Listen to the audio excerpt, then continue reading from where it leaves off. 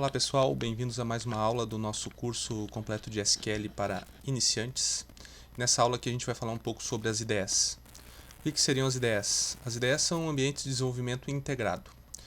É um software tipo um editor de texto, só que voltado para a linguagem em questão. Então, o Python ele tem as suas IDEs, né? O Java tem as suas, C Sharp, C++. Cada linguagem de programação tem suas IDEs específicas, né? Preparadas já para trabalhar com aquela linguagem e para utilizar a semântica de cada linguagem.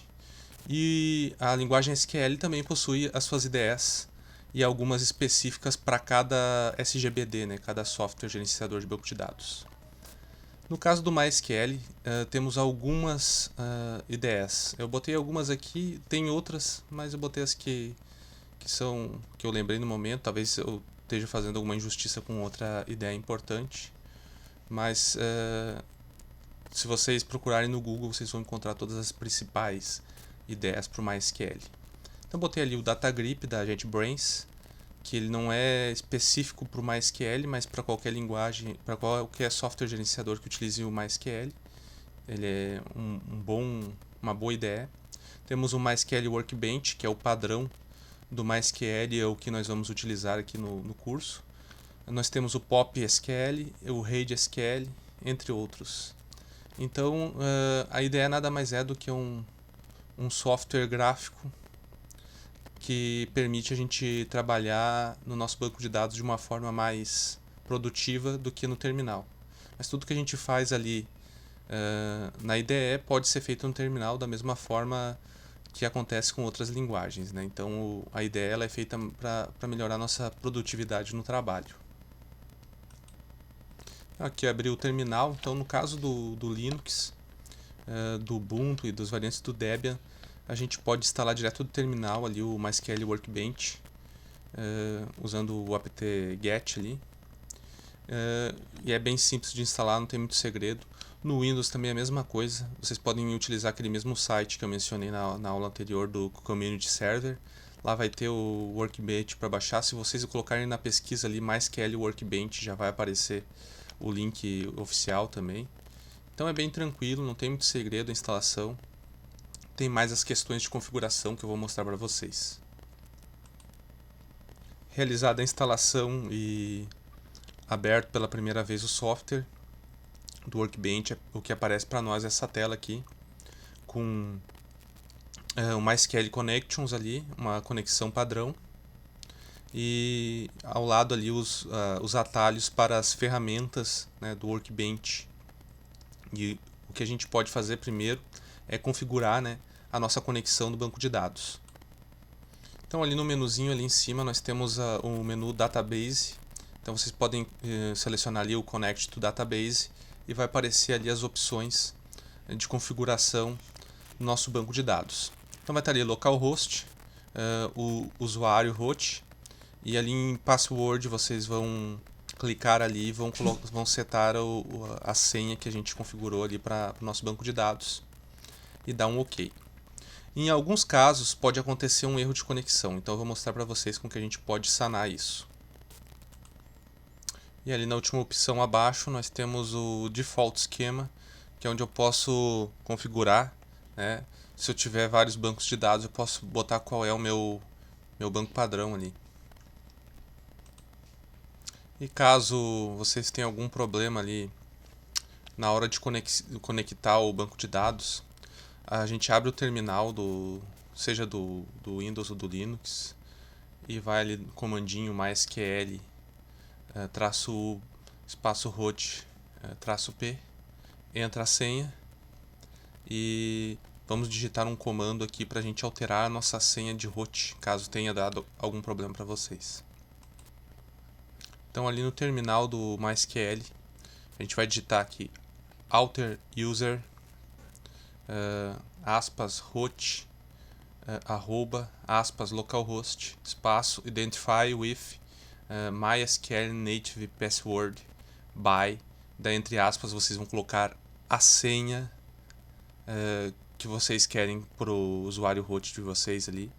instalar e poder acessar os bancos do MySQL, caso tenha dado algum problema. Não se esqueçam de no final colocar o ponto e vírgula. Vocês coloquem o ponto e vírgula ali no final do texto de vocês e executem. Eu não vou executar aqui no caso, porque para mim já está configurado ok. Feito isso, vocês podem sair do terminal e tentar conectar de novo, que vocês vão conseguir conectar inserindo a senha de vocês. Feito isso, vocês cliquem ali na configuração ali que vocês modificaram, dão um ok, cliquem em conectar e daí a gente vai entrar no menuzinho que vai aparecer agora. Cliquei ali em local instance, ele vai já com a senha configurada e ele vai abrir aqui a nossa IDE. Vocês podem notar, quem já trabalhou com IDEs de outras linguagens, que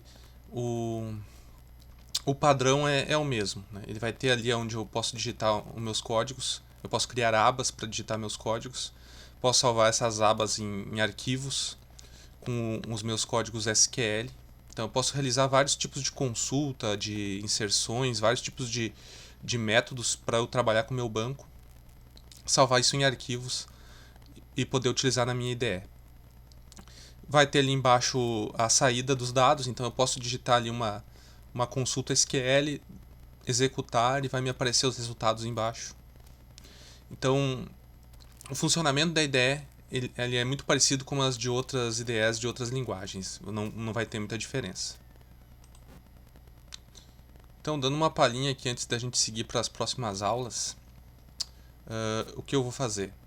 Eu vou fazer o nosso primeiro comando aqui em SQL no nosso banco de dados. Então botei ali show databases. O que o show databases vai fazer? Como o próprio nome diz ali, ele vai mostrar os bancos de dados que nós temos instalados já. Então eu vou dar um show databases e vou clicar ali no raiozinho para ele executar esse comando.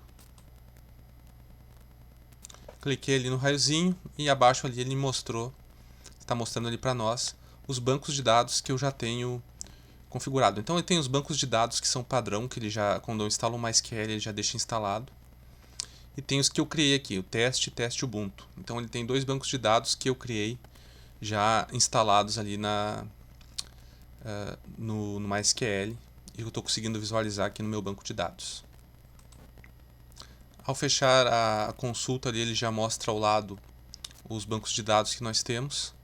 E eu posso fazer ali uma visualização no efeito cascata. Ali eu posso abrir cada banco de dados e ver como é que é a estrutura dele. Então eu abri ali o banco teste Ubuntu, então ele me mostra as tabelas, as views, stored procedures e as functions. Então ele tem mais ou menos uma estrutura parecida com uma linguagem de programação. Então ele separa as views, ele separa as tabelas em camadas ali separadas, para que a gente possa estruturar melhor o nosso código. Então a gente não tem nenhuma tabela montada ainda, a gente vai criar tabelas na próxima aula e vai começar a trabalhar efetivamente com o nosso banco de dados e com SQL. A gente conseguiu passar dessa fase inicial aí, que é conhecer um pouco de como é o funcionamento do SQL, dos bancos de dados, como configurar uma IDE, e agora a gente vai conseguir realmente colocar a mão na massa na próxima aula. Então espero vocês, até lá e um grande abraço.